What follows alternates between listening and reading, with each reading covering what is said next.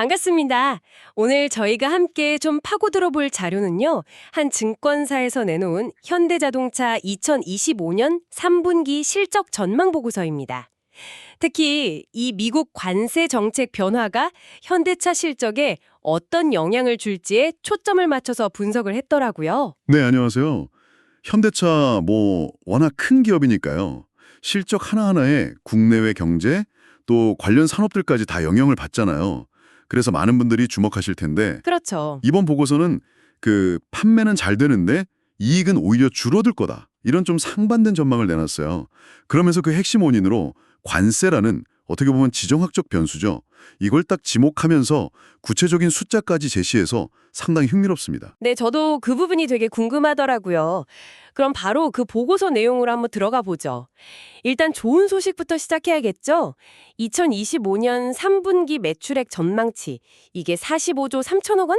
네, 맞습니다. 이게 전년 같은 기간보다 5.6% 늘어난 거고 분기 기준으로는 역대 최대 매출이라고 하네요.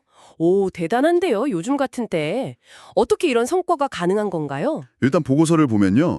글로벌 판매량 자체가 늘었어요. 3분기 전 세계에서 한 100만 4천 대 정도 팔릴 걸로 예상을 하더라고요. 작년보다는 3.2% 정도 늘어난 거죠. 3.2% 증가. 네. 네. 근데 여기서 진짜 주목할 점은 그 하이브리드, HEV 있잖아요. 이걸 중심으로 한 친환경차, 전기차 포함해서요. 이 XEV 판매가 무려 35%나 급증했다는 거예요. 와, 35%요? 대단하네요. 네, 그러니까 이 친환경차가 전체 판매량도 끌어올리고 또 이게 상대적으로 좀 비싸잖아요. 그러니까 제품 믹스라고 하죠. 판매되는 차 종류 구성 자체가 좋아지는 효과도 가져왔다. 이렇게 분석을 합니다. 그렇군요. 그리고 이 판매량 증가율 3.2%라는 숫자 자체도 지난 2년간 분기별 판매량 증가세 중에서 가장 높다고 보고서가 강조하고 있더라고요. 야, 판매 실적만 보면 거의 흠잡을 데가 없어 보이는데요. 친환경차 중심으로 양도 늘고 질도 좋아지고? 근데 말이죠.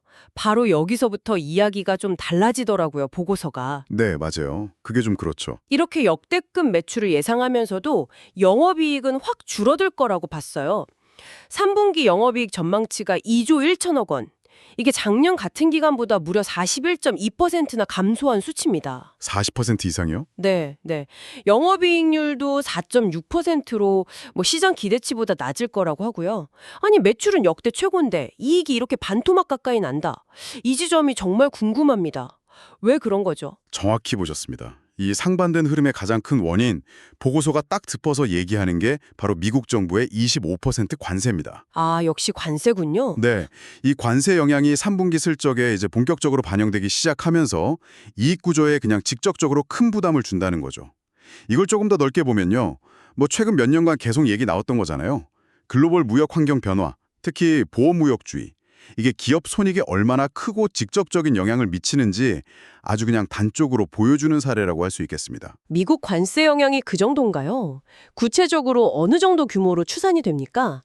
생각했던 것보다 훨씬 충격이 큰 것 같은데요. 네, 보고서 추정치를 보면 정말 규모가 상당합니다. 현대차가 물론 미국 현지의 엘라베마 공장도 돌리고 있고 또 요즘 한창 짓고 있는 HMGMAR 있잖아요. 아, 네. 그 조지아에 짓는 전기차 전용 공장이요? 맞습니다. 현대차 그룹 메타플랜트 아메리카. 그게 이제 전기차랑 배터리 만드는 핵심 기지가 될 텐데 아직은 본격 가동 전이잖아요. 그렇죠. 아직이죠. 그러니까 이런 현지 생산 노력에도 불구하고 3분기에 미국에서 판매된 차량 중에 거의 60% 정도, 네, 60%나요? 네, 대수로는 한 15만 대 정도가 이번 25% 관세에 직접적인 영향을 받았을 거다 이렇게 추정을 해요. 와, 15만 대. 이로 인해서 3분기에만 딱 2, 3분기 동안 발생하는 관세 부담액이 약 1조 5천억 원에 달할 걸로 예상이 됩니다. 1조 5천억 원이요. 잠깐만요. 아까 3분기 전체 영업이익 전망치가 2조 1천억 원이라고 했잖아요. 네, 그렇죠. 근데 관세 부담만 1조 5천억 원이라고요? 와, 이거 정말 엄청난데요. 그럼 이게 3분기 예상 매출의 거의 3.3% 정도고 예상 영업이익이랑 비교하면 보고서에서도 원래 41.5%라고 했었죠. 만약에 관세가 없었으면 이익이 훨씬 컸겠네요. 네, 그렇죠.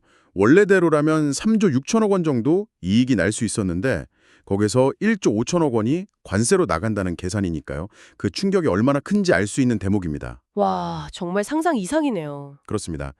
그래서 보고서는 이게 단순히 3분기만의 문제가 아니라 앞으로도 상당 기간 계속될 수 있다는 점에 주목을 하고 있어요. 아, 이게 일회성이 아니다. 네, 2025년, 그러니까 올해 전체로 보면요. 미국 판매 목표가 1,000만 대인데 그중에서 약 37.7만 대, 한 37% 정도 물량이 관세 영향을 받을 걸로 보고 있고요. 1년 전체로 37만 대. 네, 그럼 연간 관세 비용 증가액은 3조 6천억 원 이상이 될 거다. 이렇게 추산을 합니다. 연간 3조 6천억. 야, 정말 어마어마한 비용 증가네요. 만약에 이 관세가 내년, 그러니까 2026년까지 계속된다면요. 그땐 영향이 더 커지는 건가요? 네, 보고서는 그 시나리오도 분석을 했어요. 만약에 25% 관세가 2026년까지 그대로 유지가 된다. 이런 가정하에서는 연간 손익에 미치는 부정적 영향이 5조 1천억 원까지 갈 수 있다고 봅니다. 5조 1천억은요? 네, 이게 2026년 예상 매출액의 한 2.7% 정도, 그리고 예상 영업이익의 31% 정도가 그냥 사라지는 효과를 가져올 수 있다는 계산이에요. 와, 영업이익의 30% 이상이. 그렇죠. 당연히 이렇게 되면 주당 순위 EPS에도 영향이 가는데요.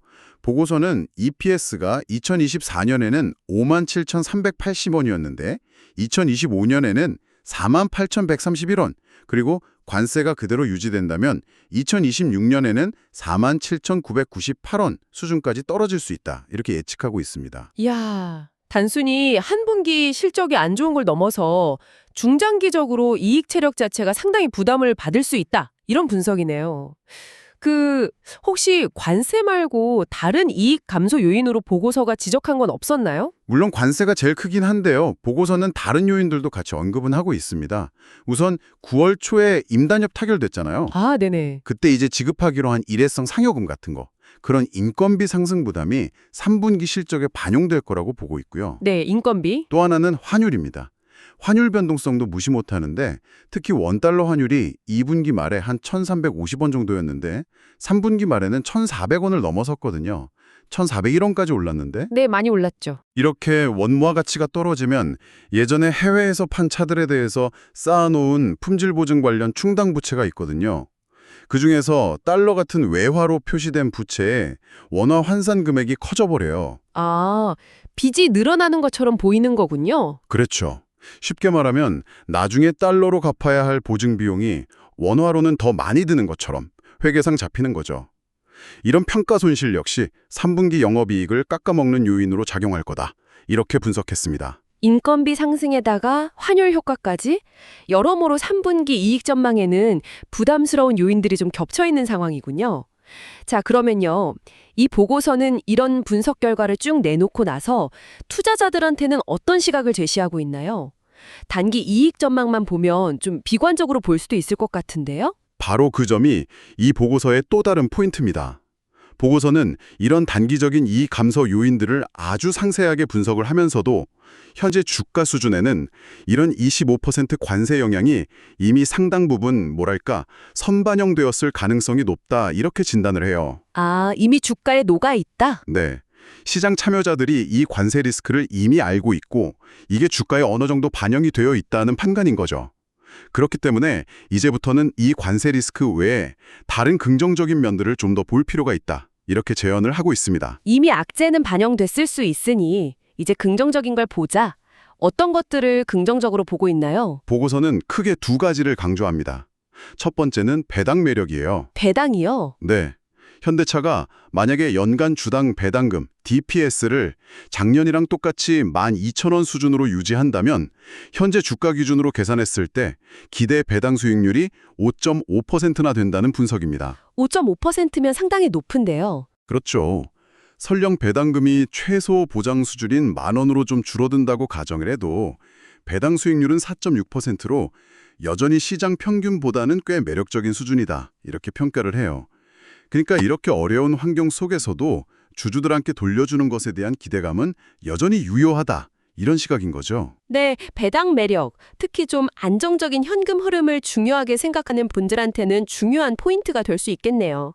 그럼 두 번째 긍정적 요인은 뭔가요? 두 번째는 시장 점유율입니다. 특히 미국 시장에서 잘하고 있다는 점인데요. 보고서는 현대차가 이렇게 강력한 관세 압박을 받는 와중에도 하이브리드 차를 중심으로 미국 시장에서 판매 호조를 계속 이어가고 있다는 점을 아주 긍정적으로 평가해요. 아, 관세를 맞으면서도 점유율이 오른다. 네, 실제로 연간 기준으로 2024년에 미국 시장 점유율이 5.8%였는데 올해 8월까지 누적 기준으로는 6.6%까지 올라갔다는 데이터를 제시합니다. 와, 0.8%포인트나 상승했네요. 네, 이렇게 어려운 여건 속에서도 시장 지배력을 오히려 더 강화하고 있다는 건 현대차의 어떤 근본적인 경쟁력을 보여주는 증거 아니냐, 이렇게 해석하는 것 같습니다. 그 점은 정말 인상적이네요. 엄청난 비용 부담을 안고 있으면서도 가장 중요한 시장 중 하나인 미국에서 점유율을 높여가고 있다는 건 시사하는 바가 커 보입니다. 그렇다면 보고서는 이런 긍정적인 요인들을 다 고려해서 최종적으로 어떤 투자 의견을 내놓았습니까? 이 증권사 보고서는요, 이런 분석들을 종합적으로 다 고려한 결과 현대차에 대한 투자 의견은 매수, 바이를 유지했고요. 목표 주가도 기존의 27만 원을 그대로 유지했습니다. 아, 매수 의견과 목표가 27만 원 유지. 네, 그러니까 관세 부담이라는 아주 큰 악재가 있긴 하지만 이게 이미 주가에 반영되었을 가능성도 있고 또 배당 매력이라든지 미국 시장 점유율 확대 같은 긍정적인 모멘텀이 이걸 충분히 상쇄하고도 남을 수 있다. 뭐 이런 판단으로 보입니다. 물론 다시 한번 말씀드리지만 이건 저희가 분석한 특정 증권사 보고서의 의견일 뿐이고요. 모든 투자 결정은 항상 여러 정보와 시장 상황을 잘 따져보시고 신중하게 내리셔야 한다는 점 꼭 기억해 주시면 좋겠습니다. 네, 알겠습니다. 오늘 저희는 한 증권사의 분석 보고서를 통해서 현대자동차의 3분기 실적 전망과 그 이면의 여러 요인들을 좀 깊이 있게 살펴봤습니다. 요약하자면 판매는 아주 잘 돼서 역대 최대 분기 매출이 예상되지만 미국발 25% 관세라는 정말 큰 변수 때문에 영업이익은 크게 줄어들 수 있다. 이런 분석이었죠. 네, 그랬죠. 하지만 이 보고서는 관세라는 악재가 이미 주가에 반영되었을 가능성을 언급하면서 앞으로는 오히려 견조한 배당 매력이나 특히 미국 시장에서의 점유율 상승세에 주목할 필요가 있다는 시각을 제시했습니다. 네, 오늘 살펴본 이 보고서는 어떻게 보면 한 가지 중요한 질문을 우리에게 던져주는 것 같아요. 이 보고서 데이터만 보면 현대차는 정말 엄청난 관세 비용 부담을 안고 있으면서도 핵심 시장인 미국에서 점유율을 오히려 높여가고 있단 말이죠. 네, 그게 참 대단한 것 같아요. 그렇죠. 과연 이렇게 강력한 비용 압박하에서도 시장 지배력을 유지하고 심지어 확대할 수 있는 그 근본적인 힘, 그 경쟁력은 도대체 어디서 나오는 걸까요? 단순히 차가 좋아서일까요? 아니면 오랫동안 쌓아온 브랜드 충성도, 아니면 현지 판매망이나 서비스 네트워크의 힘일까요? 복합적이겠죠. 아마 이 모든 게 다 복합적으로 작용한 결과일 수도 있겠습니다. 현대차의 이 사례는 글로벌 시장에서 활동하는 기업들이 이런 예기치 못한 지정학적 리스크라는 파도를 어떻게 헤쳐나가고 또 그 속에서 어떻게 경쟁 우위를 지켜나가는지에 대한 아주 흥미로운 연구 과제를 던져준다고 볼 수 있을 것 같아요. 이 경쟁력의 본질이 뭘까? 한번 각자 생각해 보시는 것도 의미 있는 시간이 될 것 같습니다.